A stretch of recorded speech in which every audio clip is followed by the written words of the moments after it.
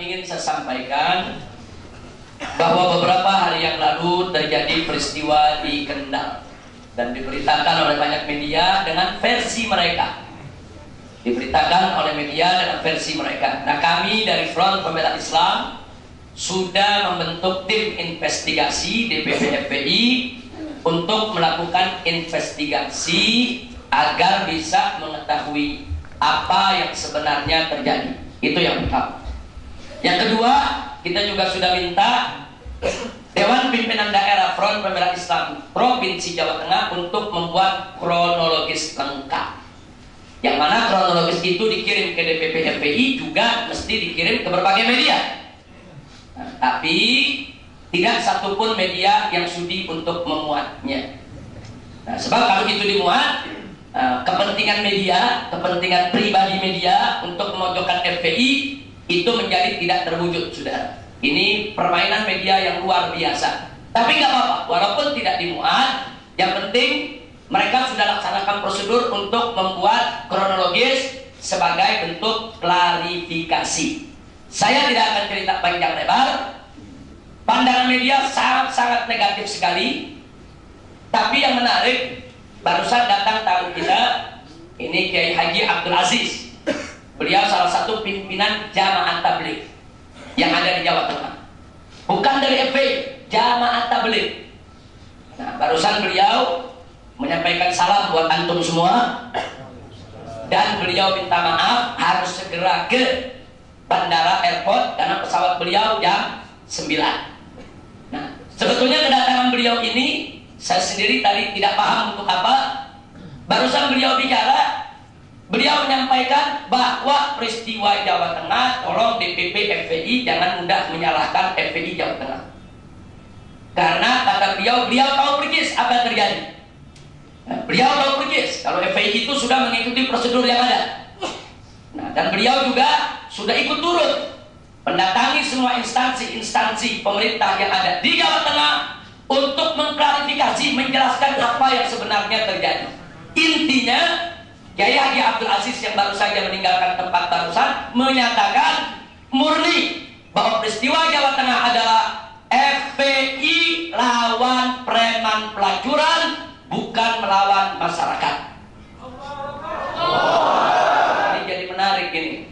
Ada media memberitakan FPI lawan warga. Ada kiai dari Jamaah Tabligh, bukan dari FPI, saudara.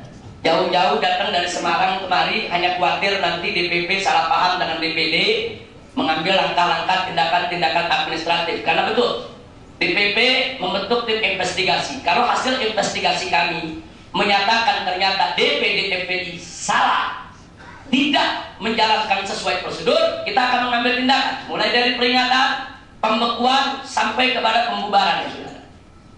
Itu sudah aturan standar di FPI.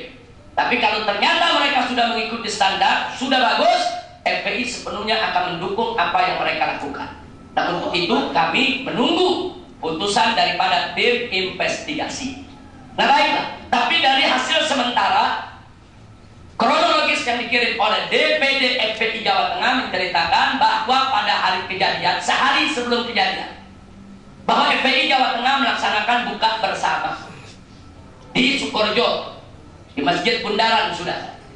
Nah, berdatanganlah FPI dari berbagai tempat ke tempat tersebut. Di antaranya ada satu rombongan terdiri dari 20 laskar FPI yang menuju ke lokasi melewati tempat pelacuran. Ternyata tempat pelacuran itu buka siang bulan Ramadan. Padahal masyarakat di sekitar itu sudah lapor aparat, sudah lapor pemerintah, dan bahkan sudah minta bantuan FPI untuk menutup, saudara. Nah, karena kita percaya kepada aparat, kita pikir aparat sudah tutup. Ini menurut DPD FPI Jawa Tengah. Ternyata begitu liwat masih buka. Ini 20 orang langsung masuk ke lokasi pelacuran. Saudara minta tempat tersebut ditutup. Kadang-kadang 20 orang nekat juga. Nanti mau niru Abdullah ibn Mas'ud yang sendirian, saudara, masuk sarang musuh. Ini 20 orang masuk sarang musuh. Nah, akibatnya apa? 20 orang ini dikejar-kejar oleh preman yang ada di lokasi. Nah, ini jadi supaya kita tahu, saudara. Nah, akhirnya 20 orang ini sebagian luka, menyelamatkan diri, ikut buka bersama, tapi besoknya datang lagi, saudara. Kali ini datang dengan lebih besar lagi, 26 orang. Bukan 2000 orang, 26 orang. Tapi kali ini datang dengan Kapolres. Artinya melapor ke Kapolres, minta ditutup. Kapolres juga turun di lapangan, minta ditutup. Saudara, tidak ada bawa senjata, bukan bawa berat. Setelah nonton, diskusi di lapangan, akhirnya ditutup oleh Kapolres, saudara. Selesai ditutup, 26 orang ini balik. Ternyata baru balik beberapa ratus meter, mereka sudah dikepung oleh ratusan preman dengan berbagai macam senjata tajam. Salah satu mobil sewaan.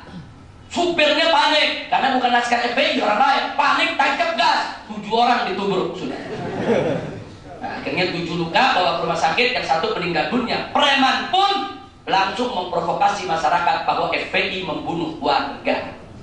Nah, ini yang terjadi. Nah, akhirnya mobil-mobil FPI dihancurkan, dirusak, 26 orang melakukan perlawanan, mereka luka, tapi mereka berhasil menyelamatkan diri ke masjid terdekat, bertahan, sampai akhirnya mereka dievakuasi oleh polisi, dan kemudian mereka ditahan sementara oleh polisi, diperiksa sepanjang malam. Akhirnya yang 23 orang dilepas, karena tidak ada kesalahan apapun. Yang 3 orang ditahan, yang 1 yang ditahan itu, ya supir yang nabrak. Jadi pasalnya bukan pasal perang, pasal kecelakaan lalu lintas. Yang 2 lagi ditahan karena kedapatan membawa senjata, walaupun kecil namanya tetap senjata, saudara, senjata tajam. Nah, padahal FPI kemana-mana memang sudah tidak diizinkan untuk membawa senjata, tapi karena yang 2 ini kedapatan bawa, yang kedua ditahan. Jadi mereka bertiga masih ditahan sampai saat ini, yang lain sudah pulang. Nah, sebetulnya peristiwanya hanya sebatas itu, tapi sekarang kita lihat di televisi, FPI lawan warga, warga ngamuk, bakar mobil FPI, menghantam 26 laskar FPI, FPI dibenci oleh masyarakat. Tidak satu pun televisi menayangkan bagaimana ratusan preman membawa senjata tajam. Ada? Nggak ada. Jadi laskar FPI yang datang yang nutup tempat pelacuran salah, radikal, ekstrim. Tapi preman ratusan yang bawa senjata tajam nggak apa-apa. Jadi dari sini kita sudah bisa tahu bagaimana dan setingkat apa kelas daripada media kita, saudara. Sebetulnya televisi kita kelasnya sebagaimana sih? Kelas murahan. Media-media kita yang katanya besar-besar itu, saudara, kelas murahan, tidak profesional dan tidak proporsional. Karena media-media tadi punya kepentingan, para wartawan ini hanya membuat senang bos-bosnya yang punya kepentingan, tidak lebih. Makanya jangan salahkan saya kalau sudah lama saya menolak kedatangan wartawan untuk wawancara secara khusus. Saya tolak. Saya tidak pernah terima lagi wartawan sampai hari ini, kecuali kalau wartawan itu berhasil menjegat saya pada event-event tertentu. Kita lagi ke DPR, keluar, kemudian dijegat pada wartawan, 1-2 pertanyaan, masih kita layani. Di luar itu tidak, sudah. Karena percuma, kita bicara 1 jam yang dimuat 5 menit. Kita bicara 2 kalimat dipotong yang dimuat sepertiga kalimat, sudah. Nah, intinya apa? Mereka hanya mencari peluang untuk memojokkan kita. Nah, karena itu saya tidak peduli dengan itu semua. Tim investigasi kita tetap kerja.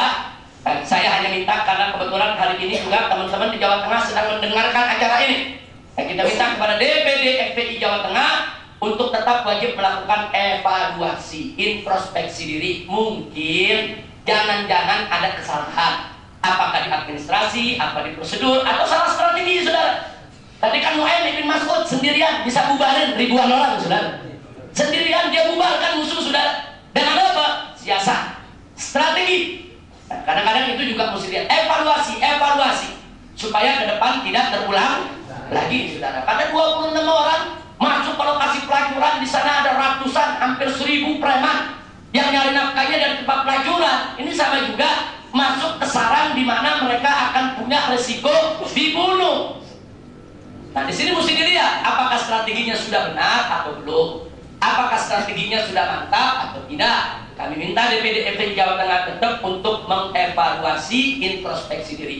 Soal benar atau salah dalam amar ma'ruf nahi munkarnya itu persoalan lain. Itu nanti DPP FPI yang akan melakukan penilaian. Kalau mereka benar, akan kita dukung benarnya. Kalau mereka salah, pasti akan ada sanksi. Mulai dari peringatan sampai pembekuan sampai pembubaran, saudara. Mudah-mudahan mereka tidak punya kesalahan di dalam melanggar daripada ADART FPI. Amin ya rabbal alamin. Nah, kemudian masih soal Kendal, dengan adanya tempat pelacuran yang buka di siang hari bulan Ramadan, berarti pemerintah di Jawa Tengah nggak kerja.